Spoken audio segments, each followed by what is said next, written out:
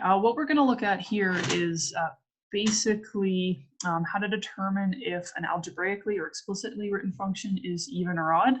So in the other lesson, it was about just looking at the graph and using that to see if something's even or odd. And so what we want to do is turn that into how we can do that algebraically. So I've just got a picture of a pretty textbook even and odd function here. Remember, the even one is a reflection of itself across the y-axis. And the odd one is a rotation of itself, 180-degree rotation of itself around the origin. And yeah, so what we're going to do is actually have a look at a couple of similar points here. So let's say I choose this x, and then on the left side, I'll choose the corresponding negative x. And then if I look at the points that go with it, I've got x and f of x. And then on the left, I've got my negative x and what should be f of negative x, right, the output that goes with it. But because of symmetry, those should be the same height, right?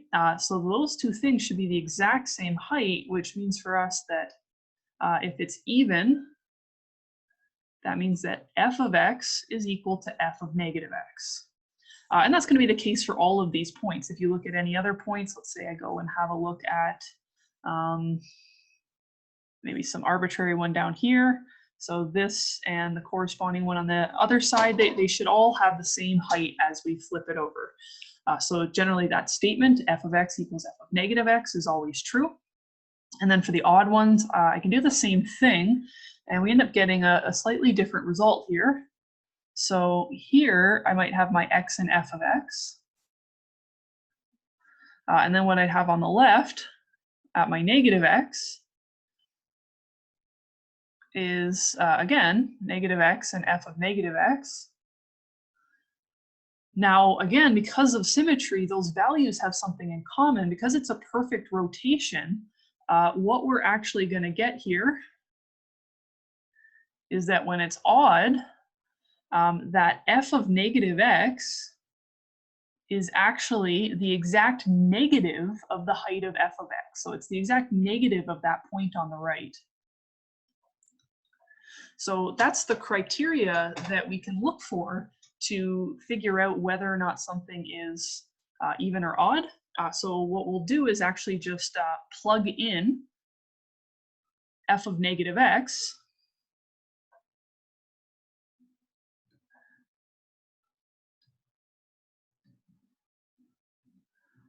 So yeah, we'll plug in negative x to f of x and see if we get out either f of x or negative f of x.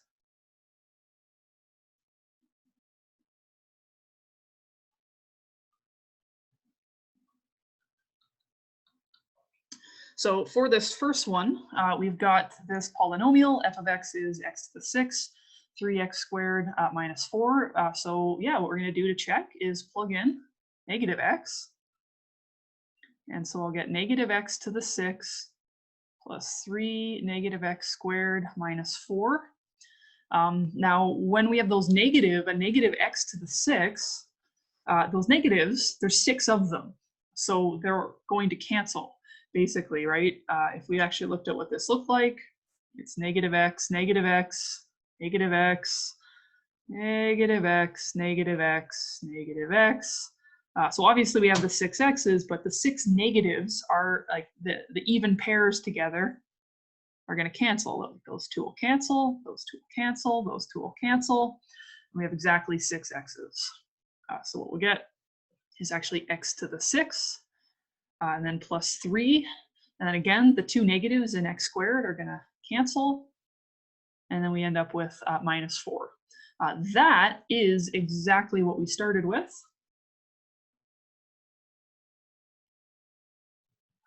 So that's actually f of x. And so since f of negative x equals f of x, that means it's actually an even function. Okay, so we'll look at b. We're going to do the exact same thing. I'm going to plug in my negative x. And we just kind of want to see what happens to the x's when I do this. So I'll simplify it. The negative x squared is going to be x squared. And then that minus on the 2 times negative x, it doesn't disappear. It's actually going to stick around because there's only one of them. And so what we actually get is 4x squared minus 2x. So this does not appear to be either g of x or negative g of x.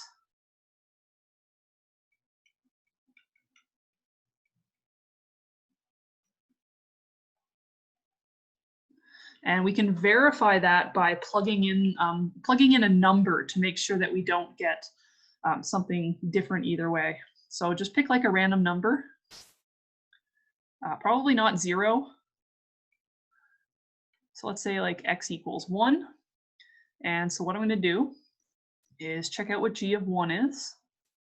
G of 1 is 4 plus 2 equals 6.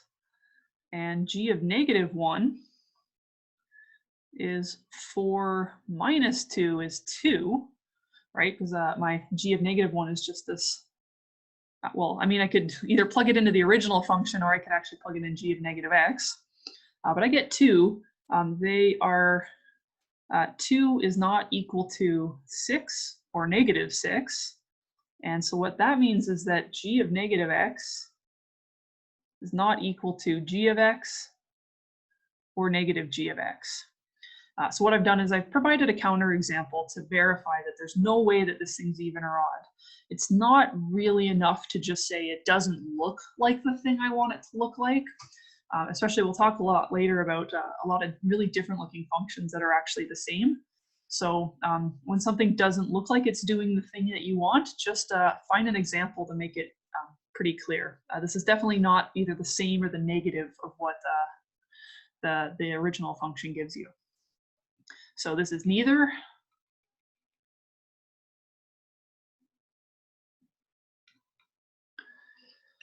And we've got a couple more here. So 3x to the 7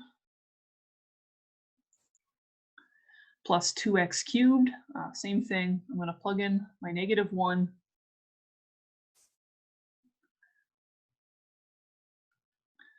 And now for this one, for example, that odd number of minus 1s.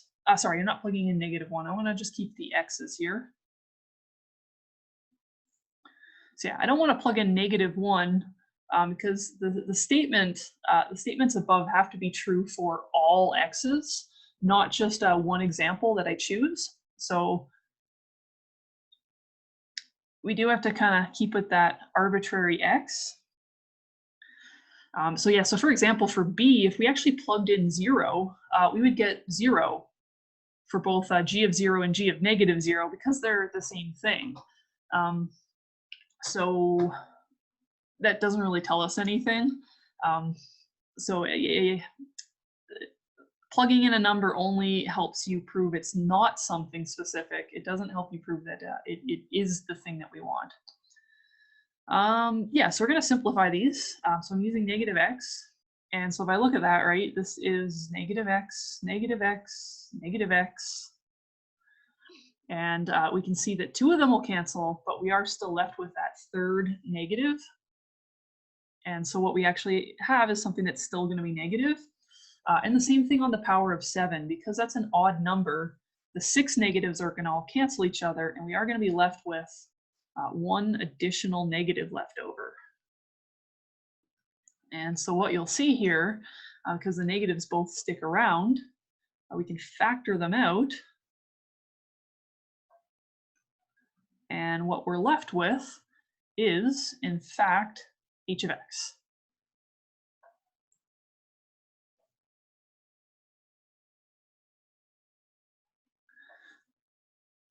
So what we actually have here is my negative h of x. And so when we plug in the negative, we get the negative of the function, and that is the exact definition of what's going on in an odd function.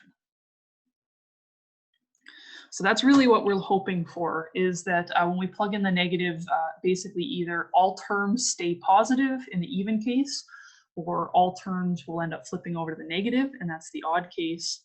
Now something that's worth noting is look at the powers here.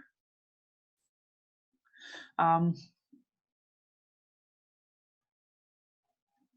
really quick test for if something is an odd function, especially when you're given a polynomial, if all of the powers are odd, then it's an odd function. That's actually why it's called an odd function, because it has something to do with polynomials. So yeah, if all of those powers in the polynomial are odd, then when we plug in the negative is going to stick around for every term. And so the whole thing is going to just have a bunch of negatives attached to it, which we can pull out and then sort of have the inside function h remaining. And then similarly, if we go over here to the first one and we look at the powers, we have a constant, but that's the same as writing x to the 0. All of those powers are even. And that's why it's called an even function. And then if you look at the second one, b, so what we actually have here is a mix. So because of the fact that we have a mix of even and odd powers, that's why it ends up being neither. So that's a shortcut that you are totally able to use when I give you a polynomial function. But that test is absolutely only going to work on polynomial functions. So for example, we've got this last function, p of x is 2 to the x. Yeah, it's not a polynomial, so I can't just look at the powers because the power is x.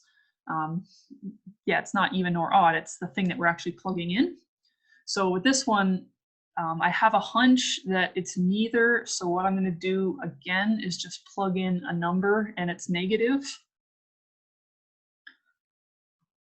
So let's look at, again, 1 is a pretty good number to plug in. P of 1 is 2 to the 1, which is 2. P of negative 1 is 2 to the negative 1, which is actually a half, right? So those things would have to be equal to each other, not just for 1, but for all possible x's, but it's obviously not true for this example. So it's certainly not even. And for it to be odd, these would have to be the negatives of each other for all x's, including 1, which we don't have. So it's not odd. And so we can say that this also is going to be neither. So I'll probably actually ask you to do one of these maybe on the final, because it requires a little bit more than a computation. It requires a little bit of an argument and understanding. Basically, to break it down, if you want to prove that something is even, you do it for all x's. So you plug in negative x and you see what happens, and you get that even odd behavior that we have there for a or c. So we should get either the function out or the exact negative of the function. If you're trying to show that something is neither, what you actually have to do is come up with a specific counterexample. Plugging in x equals 1 will probably work like 99% of the time. So plug in 1, plug in negative 1, and show that we get two numbers that are neither equal nor opposites of each other. If you're pretty convinced that it's still neither, but 1 actually gives you like the same 2 numbers, then try plugging in 2. If you try plugging in a bunch and they're all equal to each other, then it might actually be even. And then you might want to go back and check over what you've done. But yeah, this is pretty much exactly what I would expect if I were to ask one of these on the written component of the final. So you can look out for that.